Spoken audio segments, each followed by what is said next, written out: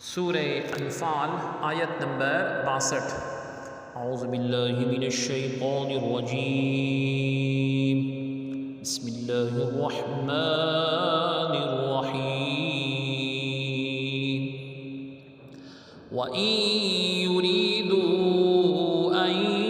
يَخْدَعُوكَ فَإِنَّ حَسْبَكَ اللَّهُ هُوَ الَّذِي أَيَّدَكَ بِنَصْرِهِ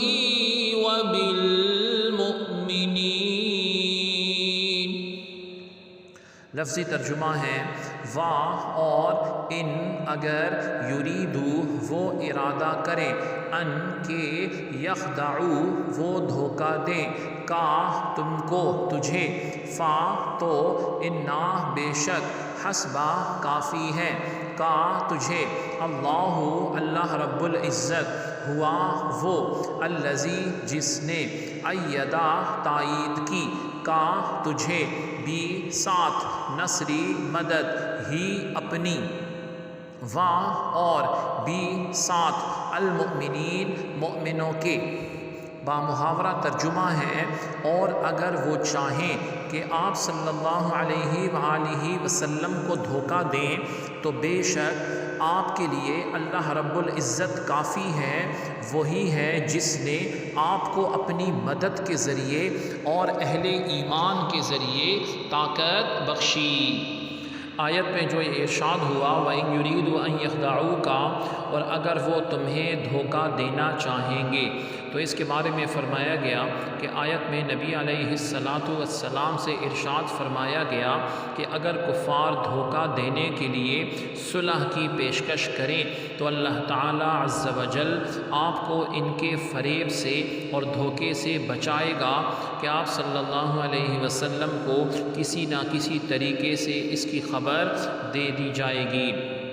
آگے فرمایا گیا کہ هو الذی ایدک بنصرہ وبالمؤمنین، وہی ہے جس نے اپنی مدد اور مسلمانوں کے ذریعے تمہیں تائید کی، تمہیں فیور دیا، تمہیں مدد دی۔